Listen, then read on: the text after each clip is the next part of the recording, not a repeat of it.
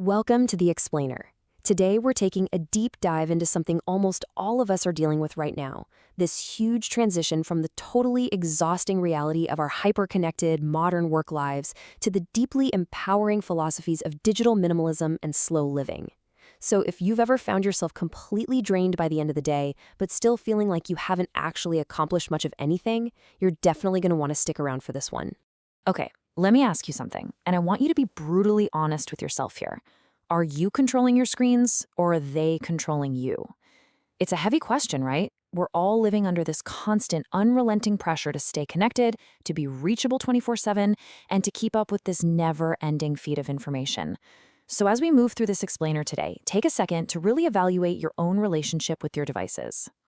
Section 1. The Digital Shift. It's literally staggering when you think about the sheer scale of this digital shift. Digital technologies have completely wiped out geographic barriers.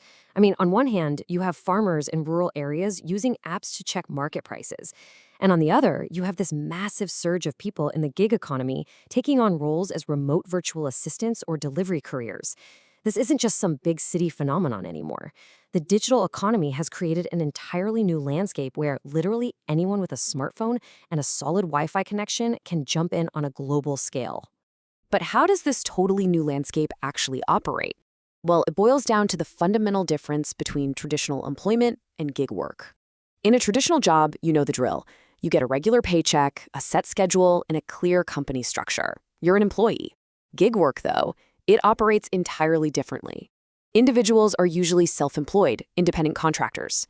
You're out there finding your own clients through online platforms, and instead of a salary, you get paid per task or per project, whether that's a food delivery, a coding project, or a quick telehealth consultation.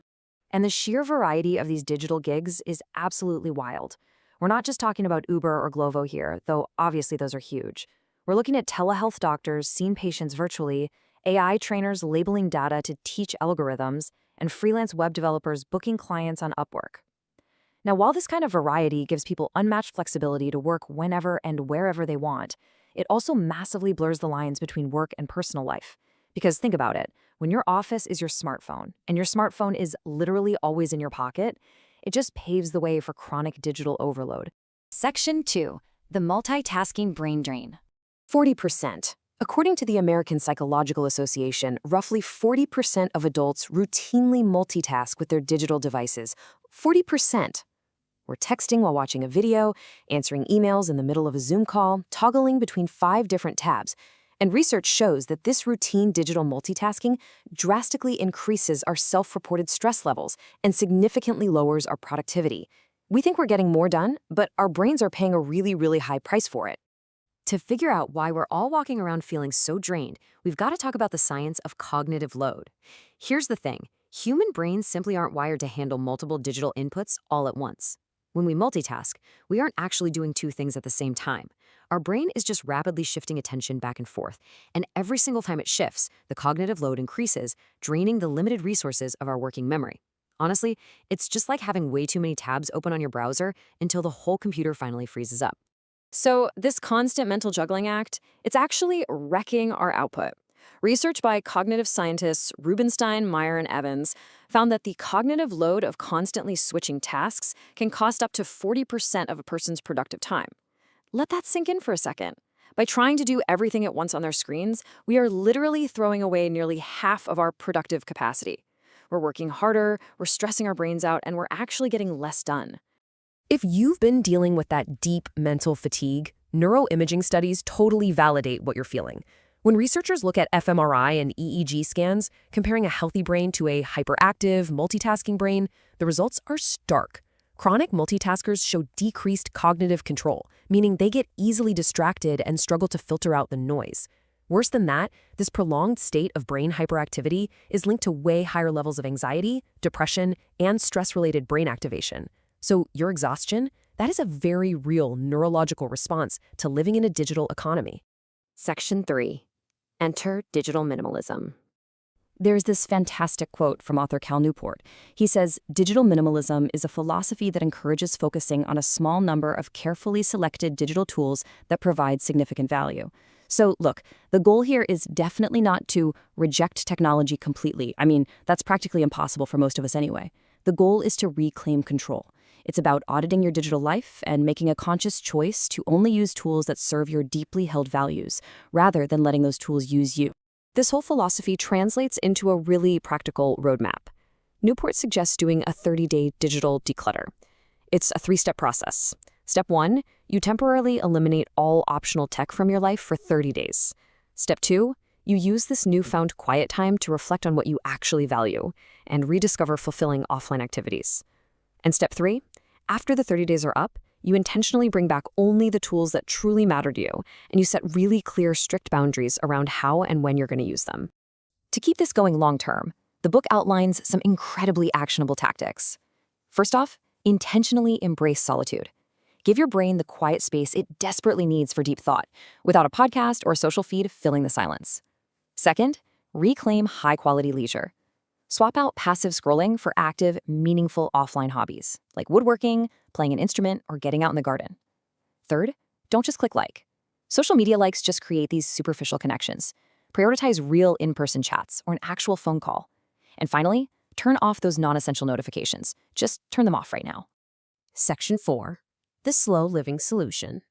You know, modern society, especially inside this digital gig economy, completely glorifies the culture of busyness. It's frantic, it's hyper-productive, it's driven by algorithms, and it relies heavily on the pressure to always be available. But slow living, that offers a total counter-narrative. It emphasizes an intentional, grounded, and much more deliberate pace of life. It's all about savoring experiences and prioritizing quality over quantity. It's a very conscious decision to just resist the rush. What's super fascinating here is how digital minimalism actually acts as the gateway to slow living. By finally stepping away from that endless barrage of notifications, we literally create the mental space needed for inner stillness. Without all that constant digital noise, you can actually hear your own intuition. You can engage in real mindfulness. Plus, by just putting the phone away, we stop dividing our attention, which allows us to really deepen our face-to-face relationships in the real world. From an academic standpoint, this is a seriously profound concept. Choosing your tools is an act of cultural defiance. Resisting digital overload isn't just some clever productivity hack. It's a way of reasserting our human agency. By consciously choosing when and how we engage with tech, we're actively pushing back against technological determinism. We're saying that we, not the algorithms, get to define our own lives, our values, and our well-being. It's subtle, sure, but it is a massively powerful act of defiance. Section 5, reclaiming your time. So the big takeaway here is that you can absolutely start taking control back today with some really simple, accessible strategies. Number 1, audit your digital habits and literally just delete the apps that aren't serving you. Number 2, set digital-free zones. Something as simple as making your dinner table or your bedroom completely tech-free can dramatically drop your cognitive load and foster real connection.